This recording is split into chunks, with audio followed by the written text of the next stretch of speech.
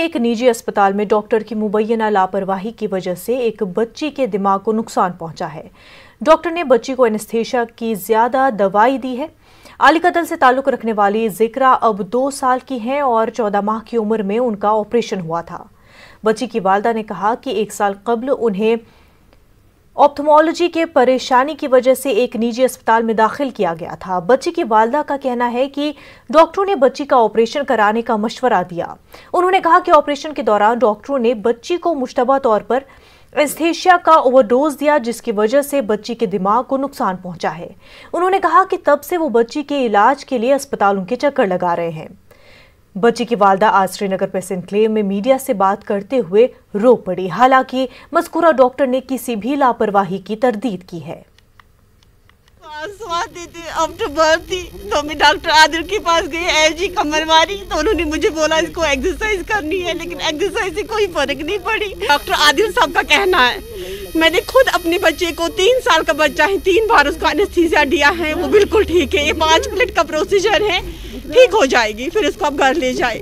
Needle वगैरह हमारे पास ही इसको लगाई, मेरी गोद में लगाई तो अंदर लिया, 5 मिनट लग गए। 1.5 घंटे के बाद उन्हें हम उसको दिया, लेकिन दिया क्या, जिंदा लाश थी वो। 1 साल से मैं नहीं बैठी हूँ, एक हॉस्पिटल से दूसरे पीजीआई चंडीगढ़ बस में अब जाती हूँ। बस अब मैं चाहती हूँ जो मेरे बच्चे के साथ हुआ किसी और बच्चे के साथ नहीं होना चाहिए। बस आपके सामने मैं इसीलिए आई हूँ। बस ये डॉक्टर्स नहीं है, ये डॉक्टर्स नहीं है, ये कातिल है। कहते हैं कि कर्ज एक लानत है और हर शख्स को कर्ज अदायगी के लिए पहल करनी चाहिए, वरना उसके संगीन नताइज सामने आते हैं। इसकी ताज़ा मिसाल अनंतनाग के नसूख काजीगुंड इलाके के एक शख्स की है, जिसने अपने कर्जों की अदायगी के लिए अपना गुर्दा फरोख्त करने के लिए एक मकामी अखबार में इश्तहार दिया है। मज़कूरा शख्स के मुताबिक वो ठेकेदारी और गाड़ियों की खरीद और फरोख्त के कारोबार से मुंसलिक था, लेकिन यहाँ के हालात उसके कारोबार पर हावी हुए, जिसकी वजह से उसका कारोबार नाकाम हो गया और अब बैंक और दीगर कर्जों की मालियत 1 करोड़ रुपए तक तजावुज कर गई है। उधर जिस्मानी एज़ा की खरीदो फरोख्त पर पहले ही सरकार ने पाबंदी आयद की है, लेकिन मसला यह है कि मज़कूरा आदमी की जानिब से इस तरह का कदम क्यों उठाया गया। समाज के मुख्तलिफ तबकात का इस हवाले से क्या रोल बनता है। बहुत पन कारबार करान गो मे घाट वह यसान अगर कह किडनी जरूरत कह सह कर मे कंटेक्ट बह दिम पन किडनी तमिस बे यसान कह गुजारिश कर अगर कह किडनी जरूरत तो सह कर कंटेक्ट। हमारे साथ हमारे नुमाइंदे मुदस्सिर कादरी जुड़ चुके हैं। मुदस्सिर, ऑर्गन्स को सेल करना ये इलीगल है, लेकिन सवाल यहाँ पर ये कि ये नौजवान इस नौबत में कैसे आ गया, कितना कर्जा है उन पर, और ये जो कर्जा है इसकी अदायगी किस तरह से हो पाएगी मुमकिन?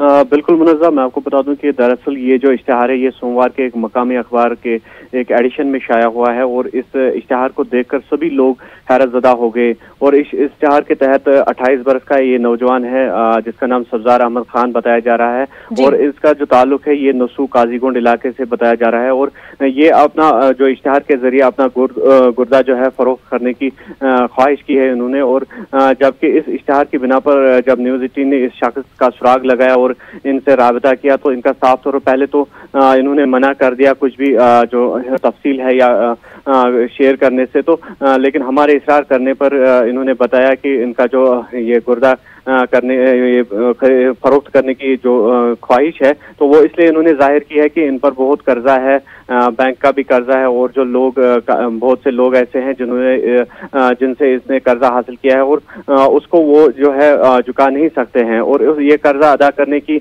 जो इन्होंने कई बार कोशिश की है, लेकिन ये हमेशा इस कोशिश में नाकाम रहे और अब इनके पास कोई चारा नहीं है सिवाय गुर्दा जो है वो फरोख्त करने के। और इसी बिना पर इन्होंने जो एक इश्तिहार है एक लोकल न्यूज़पेपर में दिया है और इसमें बाज़ाब्ता तौर पर ये इन्होंने जो लिखा है कि वो अपना जो क्लियर जो डेट्स है जो इनके कर्जा है वो कर्जाजात है वो अदा करने के लिए अपना जो गुर्दा है वो फरोख्त करने जा रहे हैं। और अगर किसी को गुर्दा जरूरत है तो वो ख्वाहिशमंद अफराद इनसे इन नंबरात पर राबिता कायम कर सकते हैं। यहाँ तक कि इन्होंने अपना घर का एड्रेस भी दिया है और फ़ोन नंबर भी इस इश्तिहार में दिया है।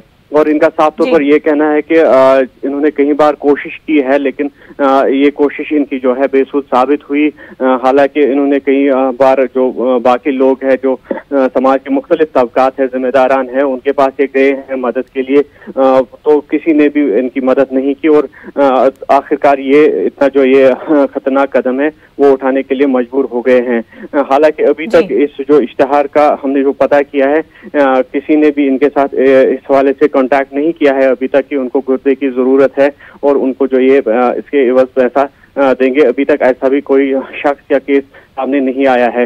लेकिन जब हमने इनसे कहा कि इतना क्यों ये मतलब परेशान है, इतना क्यों इस हद तक गए हैं कि अपना ये गुर्दा बेचेंगे, तो साफ तौर पर इनका ये कहना है कि कर्जे की अदायगी की वजह से ये ऐसा करना चाहते हैं।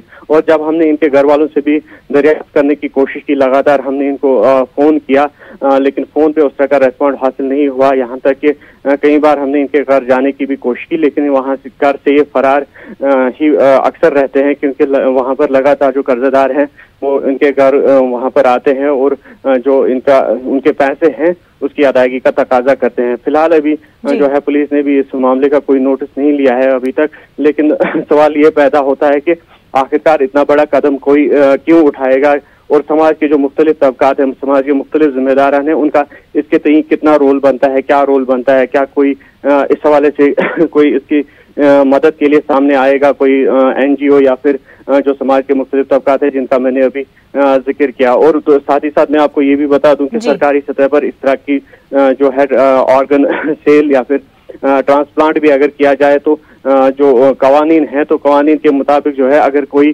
सगा रिश्तेदार है तो खाली वो ट्रांसप्लांट दे सकता है और उसके भी कई कानूनी लवाजमात हैं। और इस तरह की जो ऑर्गन सेल है उसे मुकम्मल तौर पर पाबंदी है। और ये भी हैरत कर देने वाली बात है कि पुलिस ने अभी तक इस इश्तिहार का नोटिस क्यों नहीं लिया। बिल्कुल मुदस्सिर, और क्या इस नौजवान को ये मालूम है कि इस इश्तिहार की वजह से उनकी मुश्किलात और भी ज्यादा मजीद बढ़ सकती है, क्योंकि इस इश्तिहार की वजह से उन पर कार्रवाई हो सकती है?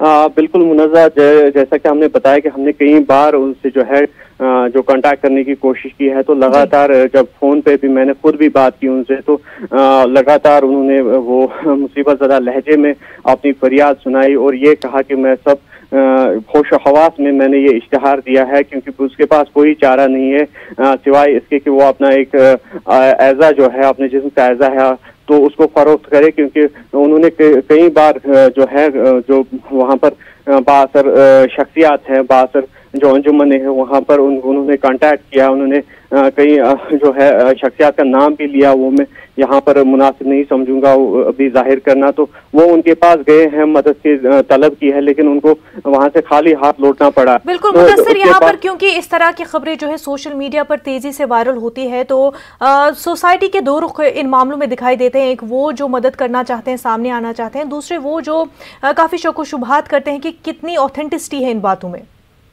देखिए, ऑथेंटिसिटी अगर देखेंगे तो ऑथेंटिक है, क्योंकि ये इश्तिहार जो अखबार पे आया है इससे बाज़ाब्ता तौर पर जो शख्स है वो भी सही पाया गया है और उसके जो फोन नंबरात है वो भी सही पाया गया है। इसलिए ये जो है ये ऑथेंटिक मामला है, इसमें कोई ये शक की गुंजाइश नहीं है। लेकिन सवाल ये पैदा होता है कि ये इस इतना बड़ा कदम उठाने के लिए मजबूर क्यों हो गया। जब हमने इनसे बात की तो इनका ये कहना था कि वो कॉन्ट्रैक्टर थे और दूसरा जो गाड़ियों की खरीद फरोख्त का पेशा है उसके साथ भी मुंसलिक थे।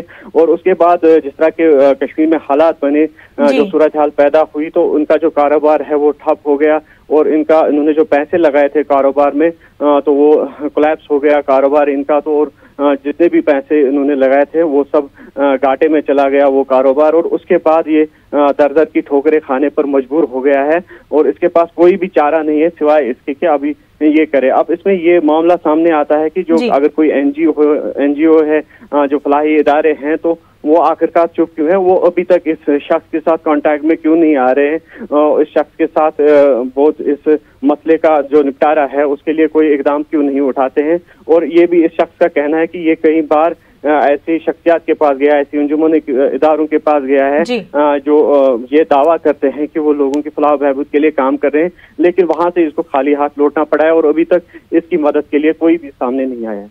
बिल्कुल मुदस्सिर, और इस नौजवान की जो कहानी है, जो सिचुएशन है, वो कहीं ना कहीं कश्मीर की जो इकोनॉमिकल कंडीशन है उसको भी सामने लाती है।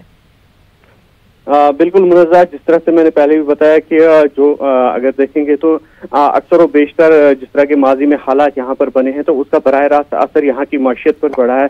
यहाँ की जो इकोनॉमिकल कंडीशन है वो लगातार डिटीरियोरेट हो रही है। चाहे जो Kashmir chamber of commerce industries के हवाले से बात करेंगे, वो जो एदाद शुमार सामने लाते हैं, अक्सर व बेशतर ये पता चलता है कि कितना डिरेल यहाँ की इकोनॉमिक कंडीशन हुई है, यहाँ का बिजनेस क्लास कितना ठप हुआ है, यहाँ का जो सियाहती सनत है, टूरिज्म इंडस्ट्री है, वो डिरेल किस तरह से हुई है, वो पटरी से नीचे आ गई है। और उसका बराह रास्त जो असर है वो आम आदमी पर पड़ रहा है, आम आदमी पर दिख रहा है, क्योंकि यहाँ की मईशत जो है तबाह हो रही है।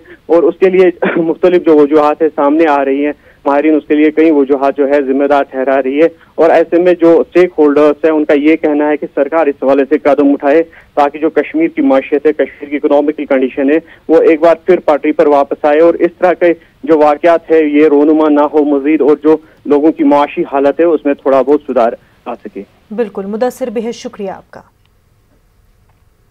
आगे बढ़ते हैं। गुरेज में कंजरबंद बख्तूर सड़क से बर्फ हटाने के दौरान मैकेनिकल इंजीनियरिंग महकमे का एक डोजर बर्फानी तोदे की जद में आया, जिसकी वजह से डोजर सड़क से लुढ़क गया। इस दौरान फौज ने अपनी मशीनरी और जवान काम पर लगाकर डोजर को दोबारा सड़क पर लाया। मकामी लोगों ने इस वाक़े के दौरान पेश की गई मदद की सराहना करते हुए फौज का शुक्रिया अदा किया।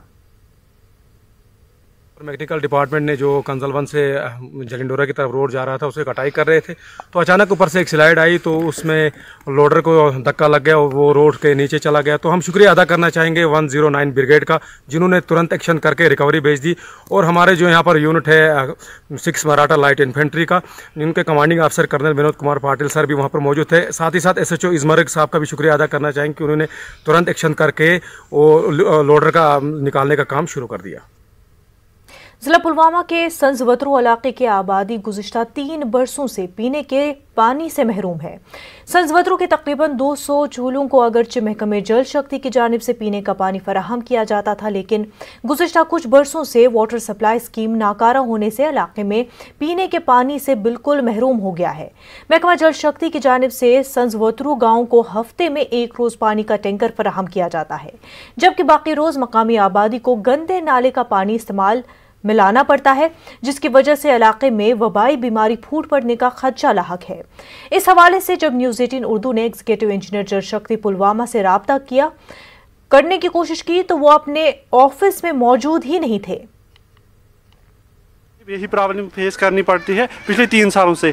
हम तो आज तक डिपार्टमेंट, DC, डिस्ट्रिक्ट कमिश्नर हर जगह गए हैं, लेकिन वहाँ कोई पॉजिटिव थिंग तो आई नहीं। आज तक ये मसला हमारा हल नहीं हुआ है।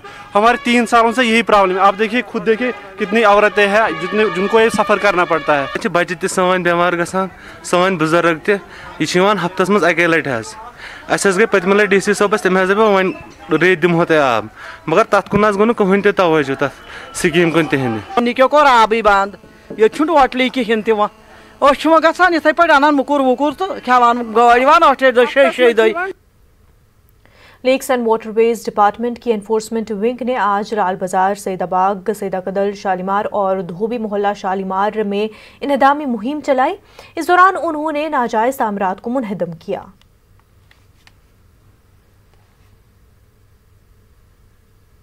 वक्त हो गया एक छोटे से ब्रेक का।